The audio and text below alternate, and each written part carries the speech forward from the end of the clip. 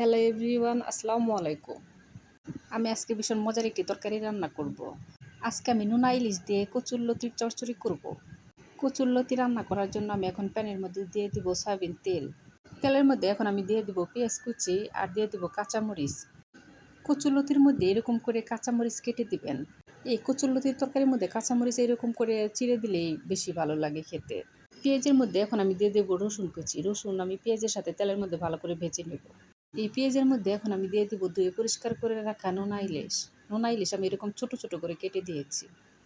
এই নোনা ইলিশ অবশ্যই তেলের সাথে আর পেঁয়াজের সাথে ভালো করে ভেজে নিতে হবে। কচুরলতিতে অবশ্যই কিন্তু রসুন দিতে হবে। রসুন কুচি করে দেন বা কোয়া দেন, কিন্তু রসুন দিতে হবে। কারণ দেখা গেছে যে অনেক কচুরলতি আছে গলা চুলকায়, আর রসুন দিলে গলা চুলকাবে না। নোনা ইলিশ তেলের মধ্যে ভেজে নিয়ে আমি সামান্য পানি দিয়েছি। তার মধ্যে দিয়ে দেবো স্বাদ মতো লবণ, হাফ চামচ হলুদের গুঁড়া, হাফ চামচ শুকনো মরিচের গুঁড়া আর 1 চামচ ধনিয়ার গুঁড়া।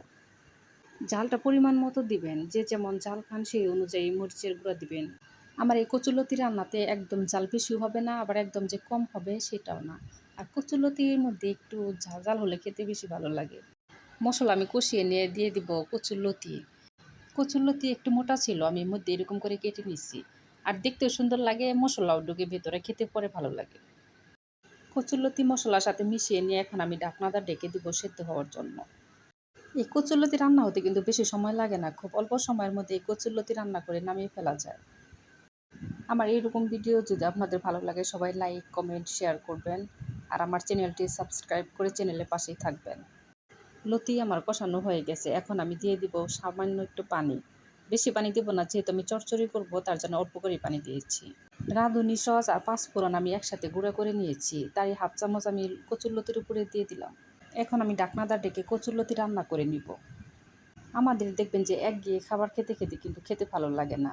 তার জন্য কি করবেন, রাঁধুনি সস, পাঁচফোড়ন একটু গুঁড়া করে নেবেন ভেজে। তারপর প্রতিদিন না, মাঝে মাঝে যে কোনো একটা করে তরকারির মধ্যে একটু করে উপরে দিয়ে দিবেন। দেখবেন আপনার রান্নাটা একঘেয়ে হবে না, আর খেতে অনেক ভালো লাগবে। দেখেন আমার কচুরলতি রান্নাটা হয়ে গেছে, এখন আমি নামিয়ে ফেলবো। দেখেন আমি একটু ঝোলও কিন্তু রাখি না, একদম চচ্চড়ি করে ফেলছি। আর কচুরলতিতে ঝোল ঝোল এরকম খেতে ভালো লাগে না, চচ্চড়ি বেশি খেতে ভালো লাগে। সবাই ভালো থাকবেন। আল্লাহ হাফেজ।